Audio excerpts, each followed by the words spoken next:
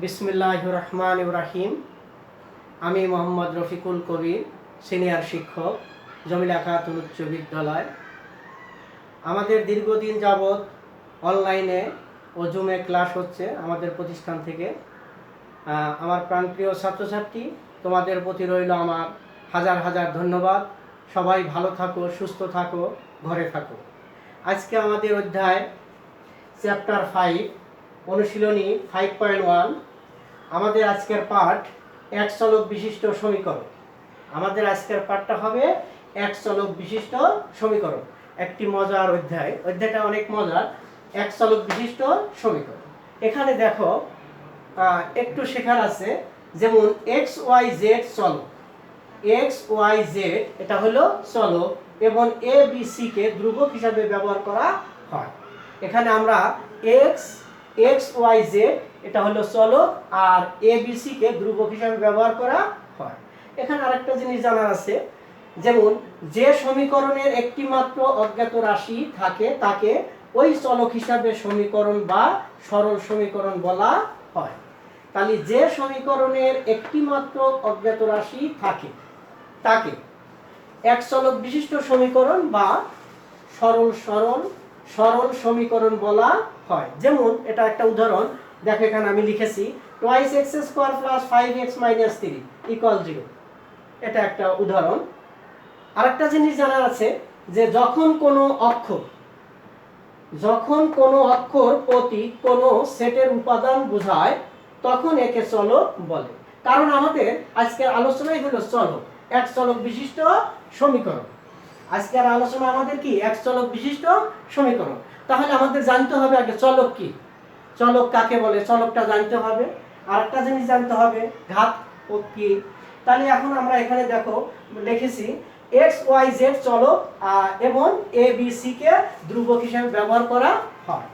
আরেকটা, যে সমীকরণের একটি মাত্র অজ্ঞাত রাশি থাকে তাকে এক চলক বিশিষ্ট সমীকরণ বা সরল সমীকরণ বলা হয়।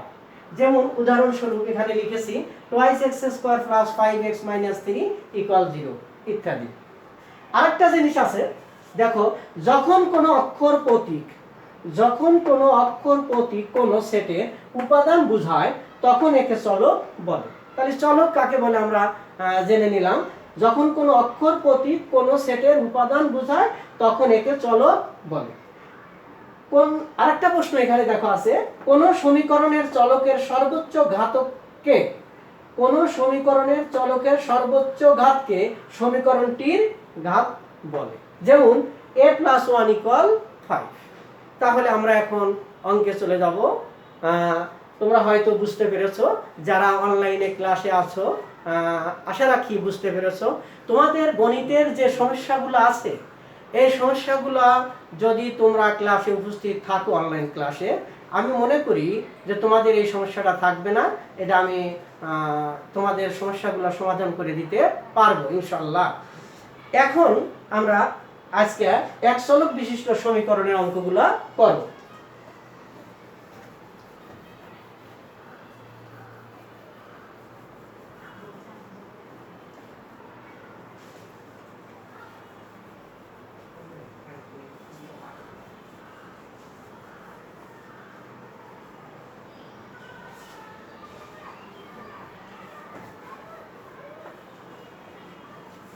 দেখো আমাদের আজকের পাঠ এক চলক বিশিষ্ট সমীকরণ, অনুশীলনী 5.1। তাহলে আমরা পাঠ্য বইতে চলে যাই। আমরা পাঠ্য বইটার পৃষ্ঠা নাম্বার 93। দেখো অধ্যায় 5। তোমরা পাঠ্য বই বের করে নাও।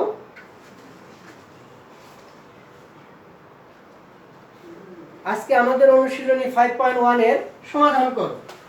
এখানে বলছে সমাধান করো।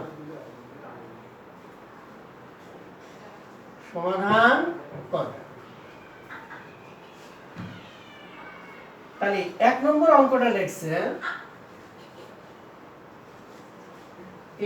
ay divided by b minus by divided by a equal a square minus b square. এটাকে আমরা কি করব, সমাধান করব। তাহলে আমরা দেখো সমাধানের অঙ্কটা লিখে নিলাম। 1 number ay divided by b minus by divided by a। তাহলে আর আমরা এখানে কি করতে পারি, প্রথম আগে এই দুটাকে লসাগু করব। এখানে a আর b এর লসাগু কি হবে, ab দুইটাই হবে, কারণ দুইটা কারোটার সাথে কারোটার মিল নাই, তাহলে ab দুইটাই হবে। a আর b লসাগু হলো ab, b আর b এখানে মিল আছে, তাহলে বাঁচলো কি a যায় কার সাথে গুণ, হরের সাথে হর ভাগ, ab দিয়া b কে ভাগ, হরকে হর দিয়া ভাগ, ভাগফল লবের সাথে গুণ। তাহলে b আর b মিল আছে ভাগ a দিয়া a কে গুণ, তাহলে কি হলো a square y minus a আর a হরকে হর দিয়ে ভাগ, তাহলে a ভাগ, বাঁচলো কি b যা by এর সাথে গুণ, তাহলে b স্কয়ার y ইকুয়াল কি a square minus b square. তাহলে আমরা আরেকটা কাজ করতে পারি, এর নিচে মনে মনে কি ধরলাম 1, এটাকে আমরা ক্রসিং মাল্টিপ্লিকেশন করলাম, আর গুণন করে দিলাম, আর গুণন করে, আর গুণন করে, তাহলে আর গুণন করলে আমাদের কি হয়, আর আমরা 1 দিয়ে সংখ্যাকে গুণন করব, তাহলে কি হবে a square y minus b square y equal ab দিয়ে এটাকে গুণন, তাহলে আমরা লিখতে পারি ab into a square minus b square. এখানে কি কমন নেওয়া যায়, এখানে দেখো এখানে y আছে এখানেও y আছে, তাহলে কমন নেওয়া যায় y, আর আমরা কমন নিলাম y, তাহলে বাঁচলো কি a square minus b square. এখানে a square minus b square বেঁচে গেল, তাহলে এখানে কি লিখলাম ab into a square minus b square. আমরা কার মান বাই করব, y এর মান, তাহলে y ইকুয়াল আমরা লিখতে পারি ab into a square minus b square divided by a square minus b square, তাই না? তাহলে আমরা কি করলাম, এইটা আর এটা কেটে গেল, এখানে কি আছে a square minus b square, এটাও আছে a square minus b square, তাহলে আর সুতরাং আমরা y এর মান পেয়ে গেলাম ab, y এর মানটা কি পেয়ে গেলাম ab। আমার প্রাণপ্রিয় ছাত্রছাত্রী, তোমরা আরেকবার লক্ষ্য করো অঙ্কটা, এখানে বলছে আজকের আমাদের অধ্যায়টা কিন্তু অনেক মজার অধ্যায়, এক চলক বিশিষ্ট সমীকরণের সমাধানগুলো আমরা করছি। এখানে দেখো ay divided by b minus by divided by a equal a square minus b square. তাহলে এখানে আমরা লসাগু করেছিলাম a আর b। আমি বলেছি, দেখো আগেও বলেছি যে হরকে হর দিয়ে ভাগ, তাহলে ab দিয়ে b কে ভাগ, ভাগ করলে b আর b বাদ, তাহলে বাঁচলো a যা লবের সাথে গুণন, তাহলে a স্কয়ার y মাইনাস এর মাইনাস, এখানে হর দিয়ে a কে ভাগ, এর হর আছে ab আর এখানে হর আছে কি a, তাহলে a আর a বাদ, বাঁচলো b যা লবের সাথে গুণন b স্কয়ার y। এটা বাই বাই লিখে দিলাম a square minus b square. এখন এর নিচে মনে মনে আমরা কি ধরলাম 1 ধরলাম, এটা আর গুণন করলাম, আর গুণন করলে আমাদের কি দাঁড়াইতেছে 1 দিয়ে যদি আমরা a square minus y minus b square y কে গুণন করি, তাহলে আমাদের এখানে এটি থেকে যায় a square y minus b square y equal ab দিয়ে a square minus b square কে গুণন করলে ab into a square minus b square. এখানে y আছে এখানে y আছে, y একটা কমন নিলাম, তাহলে a square minus b square, আর এটা কি ab into a square minus b square. তাহলে এখানে y রেখে দিলাম ab into a square minus b square, এটা ডিভাইডেড বাই, এটা কই যাবে নিচে চলে যাবে a square minus b square. এখানে উপরেও আছে a square minus b square, নিচেও আছে a square minus b square, তাহলে y এর মান আমরা পেলাম কত ab। এই आंसर, এটাই আমাদের आंसर। দেখো তোমরা বুঝতে পেরেছো কিনা, তোমাদের অবশ্যই খাতা এবং কলম নিয়ে বসো, অঙ্কটা উঠিয়ে নাও। এরপরেও যদি কোনো সমস্যা থাকে সেই সমস্যাগুলো আমরা পরবর্তীতে দেখব, কিন্তু খাতায় অবশ্যই তোমরা উঠিয়ে নিবা, নোট করে ফেলাইবা সাথে সাথেই। তাহলে আমি 1 নম্বর অঙ্কটা মুছে দেই, আবার পরবর্তী অঙ্কতে যাই। সবাই তো বুঝতে পারছো?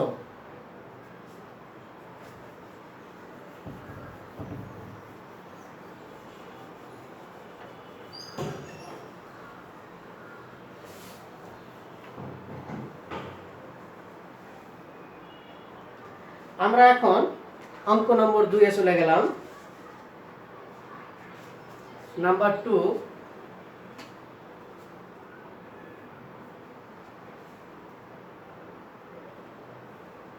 Z plus one into Z minus two equal Z minus four into Z plus two, Z plus two. তাহলে আমরা অঙ্কটা লিখলাম, লেখার পরে এখন কি করব? প্রথমেই দেখো আছে অঙ্কটা পাঠ্য বইতে আছে Z plus one into Z minus two equal Z minus four into Z plus two.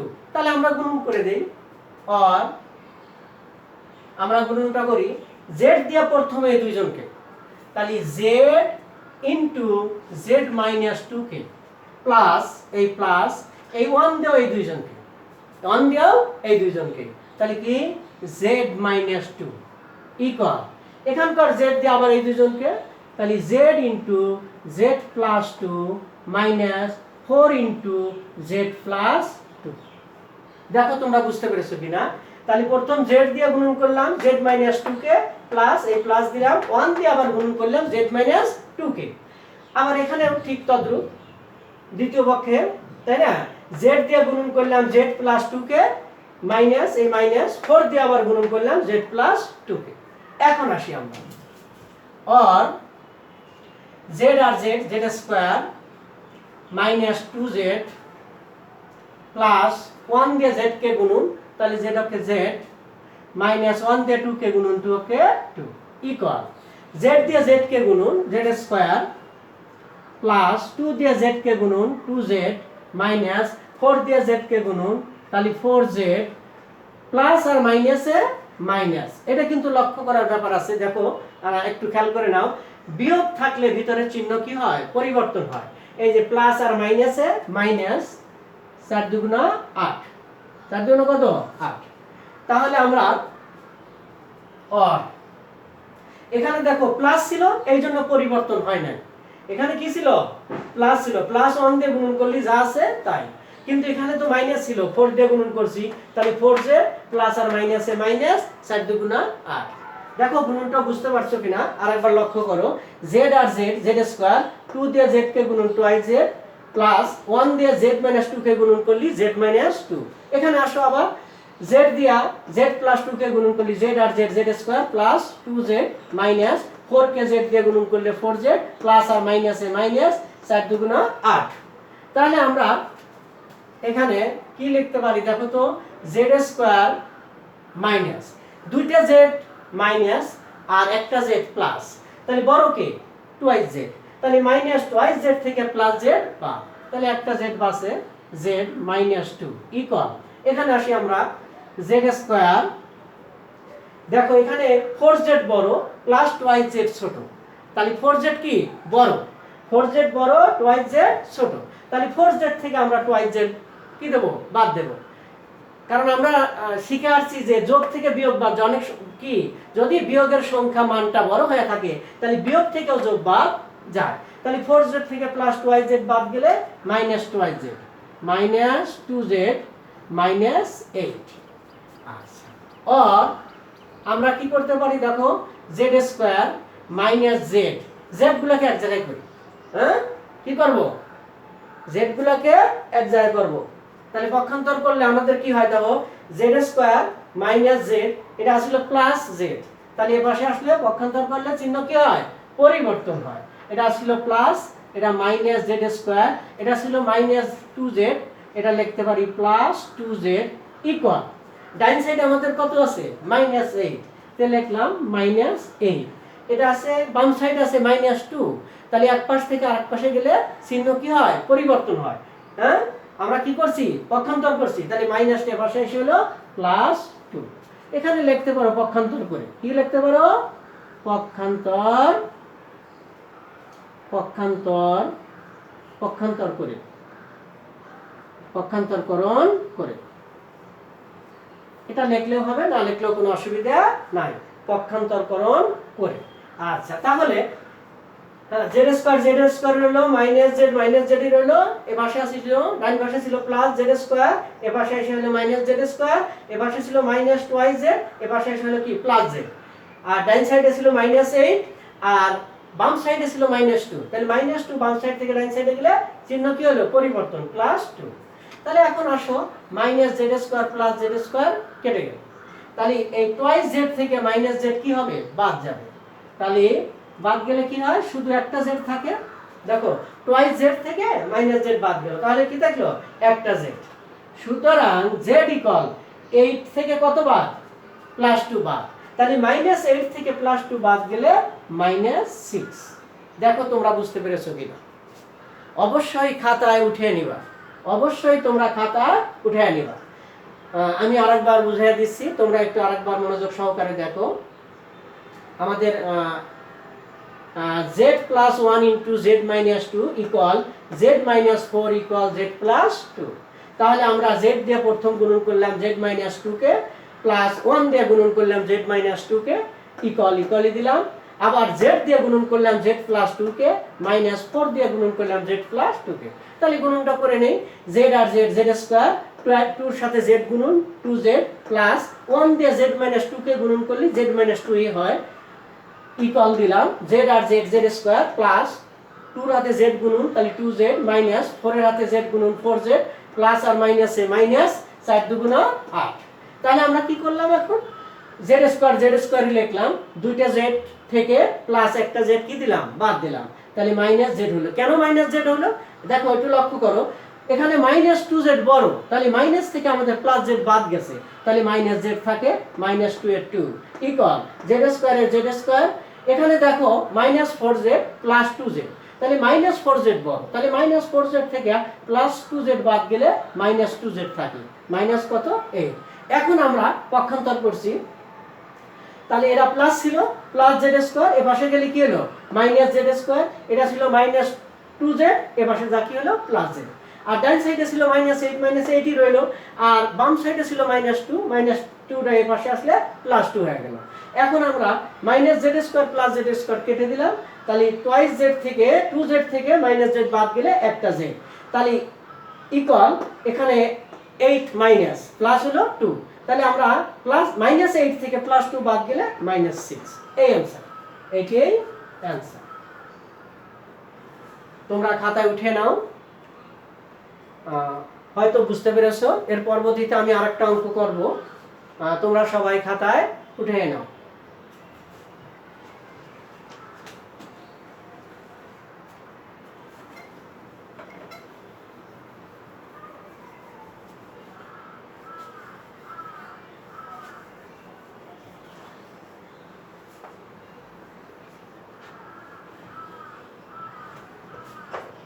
আরেকটি অঙ্ক করে দেখো, নাম্বার 3 চলে যায়, নাম্বার কত 3,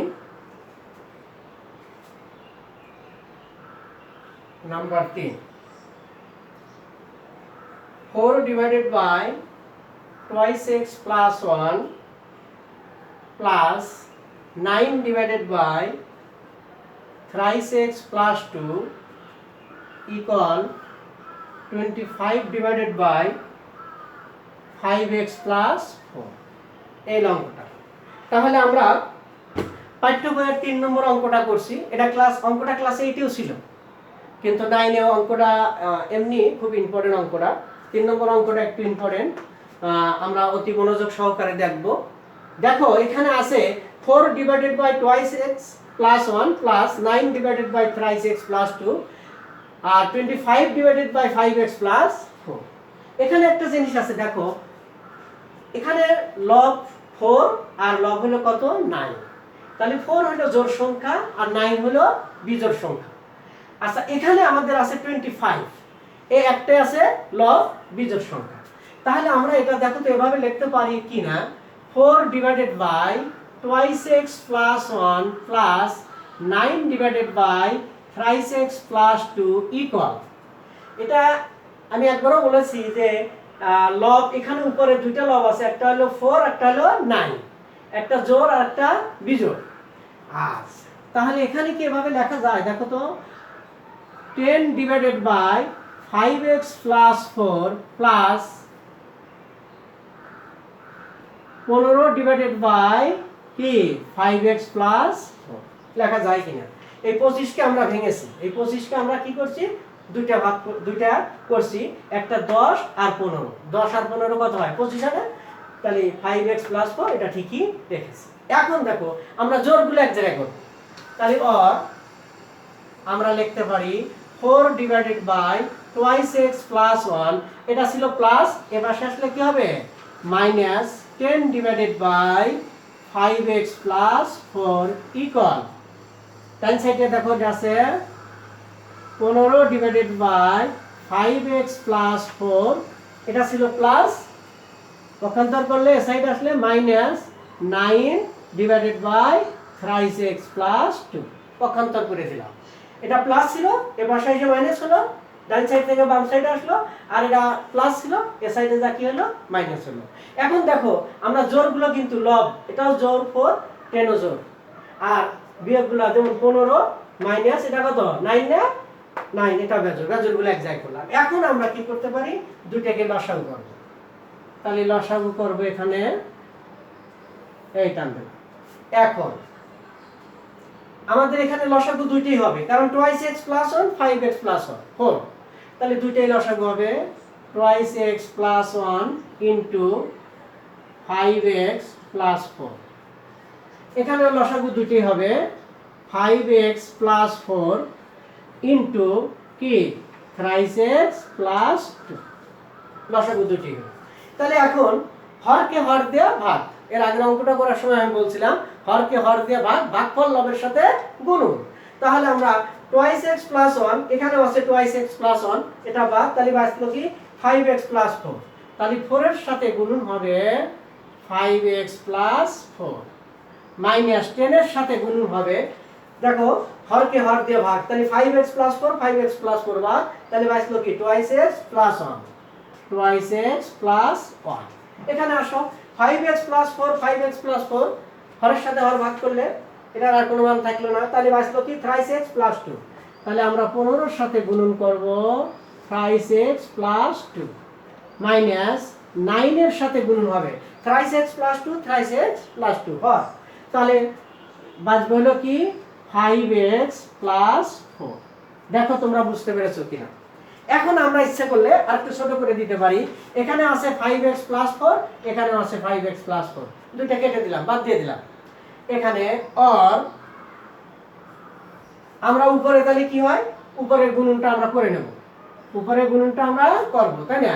নিচে কি বাঁচলো টুয়াইস এক্স প্লাস 1 ইকুয়াল, এখানে নিচে কি বাঁচলো 3x প্লাস 2, এখানে আসো 4 × 5 = 20x plus 4 × 4 = 16 minus 10 × 2 = 20 x plus আর মাইনাস, এই যে মাইনাস থাকাতে চিহ্ন কি হবে পরিবর্তন হবে, প্লাস আর মাইনাসে মাইনাস 10 × 10, আচ্ছা এখানে আসো 3 × 15 = 45 45x plus 15 × 2 = 30 30 minus 5 × 9 = 45 45x plus আর মাইনাসে কি প্লাস আর মাইনাসে মাইনাস 4 × 9 = 36 4 × 9 = 36।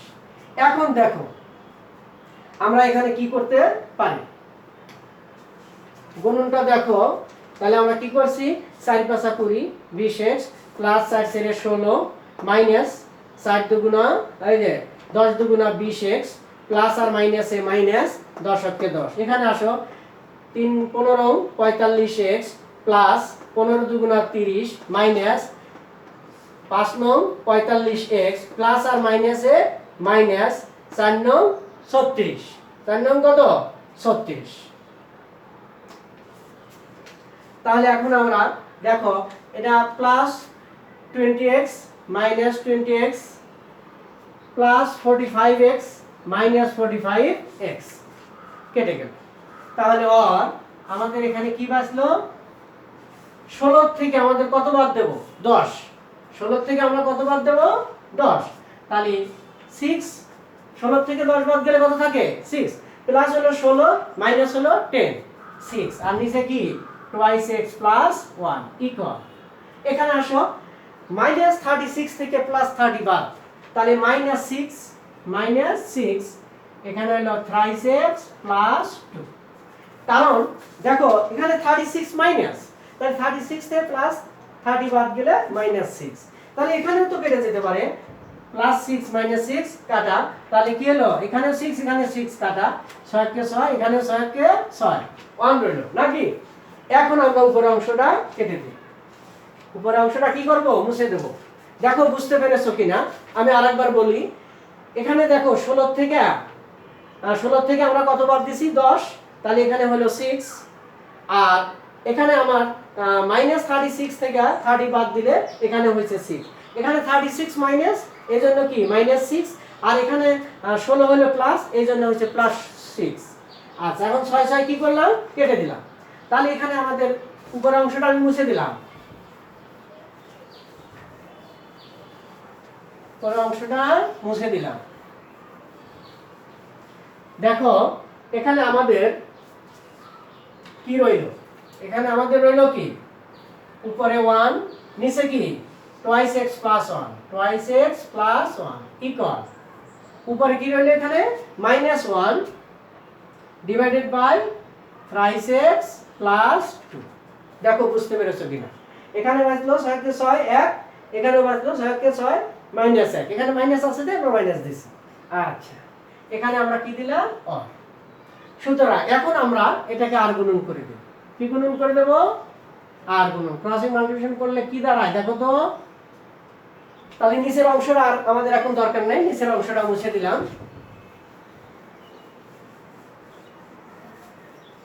নিচের অংশটাও মুছে দিলাম। এখন দেখো আমাদের আর গুণন করব। তাহলে 3x + 2 কার সাথে গুণন, 1 এর সাথে গুণন। তাহলে অর আমরা লিখতে পারি 3x + 2 ইকুয়াল -1 দিয়ে 2x + 1 কে গুণন। তাহলে -2x প্লাস আর মাইনাসে -1 অক্ষে 1।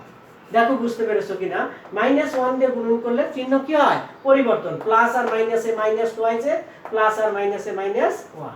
এখন আমরা পক্ষান্তর করব, x গুলোকে এক জায়গায় করব, x গুলোকে কি করব এক জায়গায় করব। তাহলে অর আমরা এখানে লিখতে পারি 3x, এটা ছিল -2x, এ পাশে আসলে +2x, এ পাশে ডান পাশে আছে কি -1, তাহলে লিখলাম -1, বাম পাশে ছিল +2, তাহলে এ পাশে আসলে -2। আমরা কি করছি, পক্ষান্তর করছি।